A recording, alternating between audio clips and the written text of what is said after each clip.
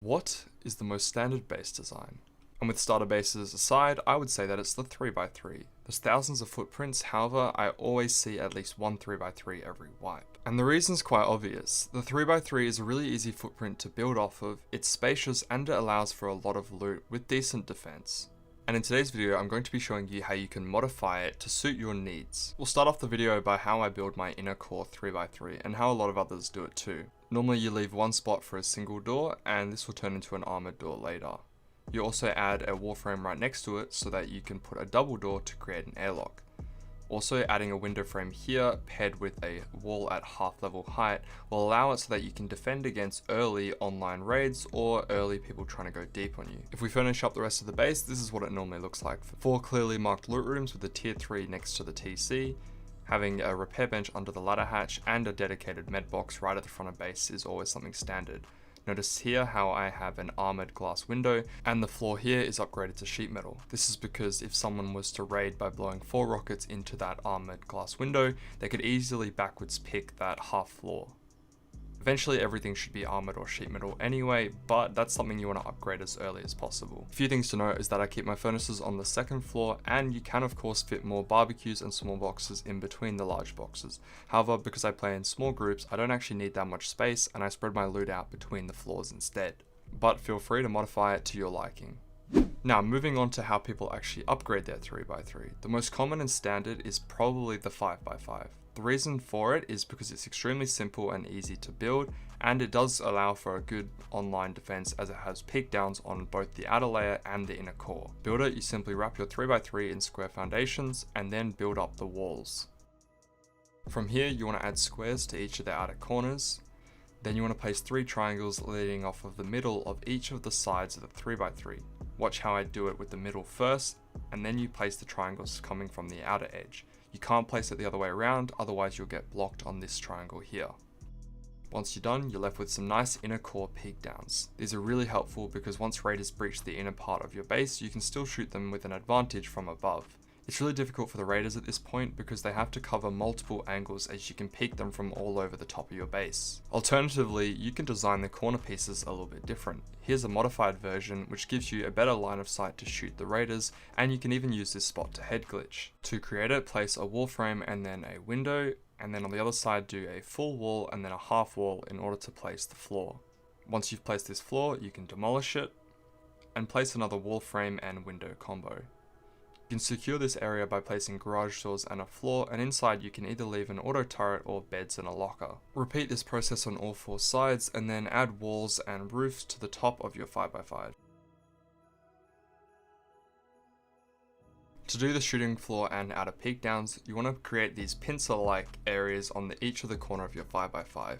It consists of 2 triangles coming off of each of the sides. Then put squares everywhere on the 5x5 and put window frames on each of the edges.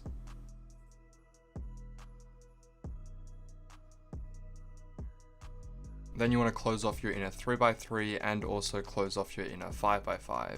This is a good spot to put down some beds and lockers, and you can use metal embrasures on the outside of your 5x5 because in most online raids, raiders will try and get access to your shooting floor, so being able to shoot them when they get control is a good idea. Then you want to seal off the top with roofs, just copy exactly what you did on the floors as you did with the roof. And then you want to add doors to everywhere on the outer peaks if you don't want people to easily be able to get into your outer peaks. Do note that you can shove someone else through this door, but it does add a little bit of extra protection. To place the door frames, just run around the base anti-clockwise and put frames on every closest edge. Then make sure to place your doors so that they swing outwards, add embrasures and garage doors to the interior of this base design, and it's pretty much done. You can design the middle however you want, I just wanted to show you the basis for the 5x5. Next up is a slightly more expensive and complicated build. What you want to do is take 2 triangles and then place 2 square foundations outside of your 3x3. From there you must demolish the first triangle and then place 2 triangles and a square. 2 triangles and then a double square, 2 triangles and then a square, and just repeat this process around into a ring. If you're having any issues, just copy the layout I've got here. You can then place 2 more triangles next to that initial one and then 3 on each of the sides. From then on, you want to add walls to the outer and inner part of your ring and add walls to your 3x3. At the end of it, you should be left with something like this. And this is what makes this design interesting. You can actually place triangles which kind of glitch into the 3x3 and they don't obstruct the building of the 3x3 at all. So you want to encase the 3x3 in triangles in a pattern that I'm doing here.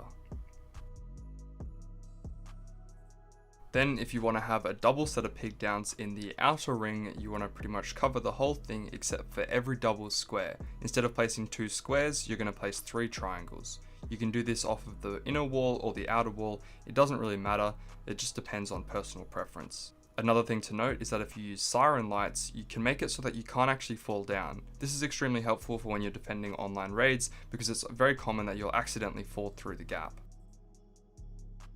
Encase the whole thing in floors in the outer ring and place walls to cover up your inner ring. I usually turn this into a shooting floor, and now you can see I have 2 layers of inner pig downs. This makes it really hard for the raiders, as even after they get past the first ring of pig downs, they still have to deal with you on the second layer. I would recommend going up a few more floors, but I'm just going to show you how you cap off the roof at the very end. So you need to make sure that the outer ring is slightly higher than the inner 3x3, otherwise you're going to have problems placing the roof. Here you can see I've placed a bunch of half walls to make the outer ring slightly higher, then I'm going to place a bunch of floors over the top of the 3x3, not using the 3x3 design.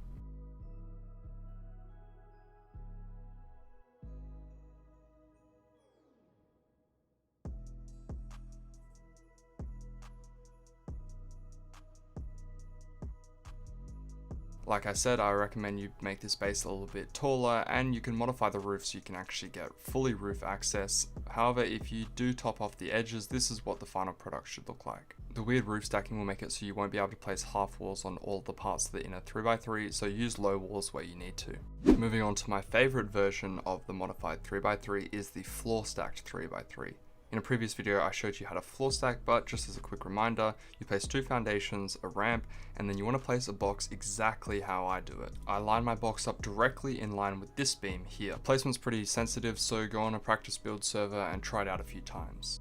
Then run up to the box, place down a foundation, and without moving your mouse, move to the right and back into the foundation. You'll notice that it's slightly lower because you're at the bottom of the ramp. You can check to see that it worked. You shouldn't have a gap in between the 2 walls, and you should be able to floor stack this spot here. Then remove the 2 walls and build the outer honeycomb using the lower foundation.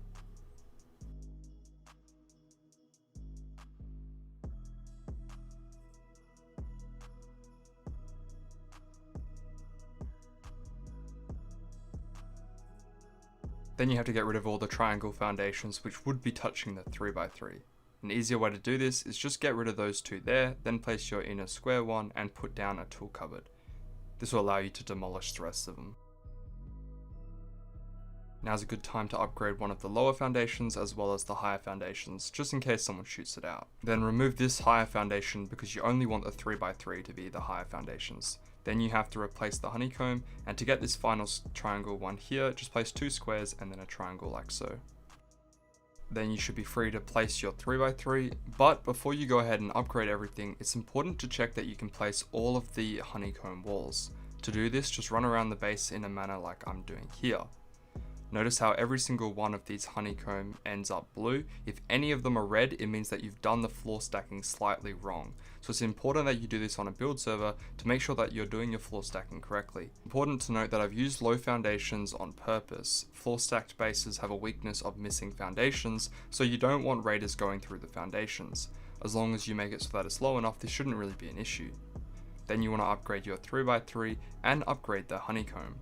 Here I've made a little bit of a loop outside the front door because going through doors is probably the cheapest way to raid this space. Then I'm going to place all of the triangles on the outer honeycomb. Notice how the outer honeycomb is lower. You need to make sure that the triangles on the outer honeycomb are landing on the lower end, not clipping onto the 3x3. Once you've done that, you'll be able to go into your 3x3 and place a second layer of floors. This is really beneficial because going up and down throughout this base is going to be extremely costly, especially when you upgrade your floors to armored. If you're having trouble placing the double ladder hatch, remove the ladder hatch and place the 2 floor frames first, then place the ladder hatches. From this point on, you just want to keep adding honeycomb and making sure that the honeycomb is slightly lower than your inner 3x3. This will allow you to keep floor stacking each and every floor as you go up and up and up. The whole point about using this base design is that it's really difficult to go up and down between the layers. So you want to make sure that your double ladder hatches are on opposite corners of the 3x3. Make sure that there's lots of garage doors in between each one, and if you want to take it one step further, you can make an S-like pattern so it pretty much forces the raiders to go through lots of garage doors, or they have to go straight down, which is obviously going to be more expensive.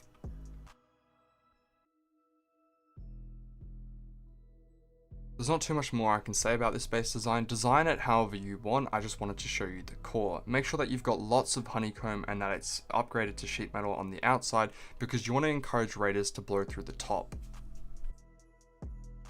Before I end this video, I just want to say a few things. For starters, this is not a base design video. There's a few reasons why I sped up certain parts and I skipped over a lot of the deployables. That's because I want you guys to design these bases however you want. However, I did want to show you how a lot of people are modifying their 3x3s in order to suit their playstyle. The upgrades in these demos were definitely not final. I always recommend upgrading the inner core of the 3x3 to armored and upgrading as many things to sheet metal as possible, because backwards picking is always going to be an issue.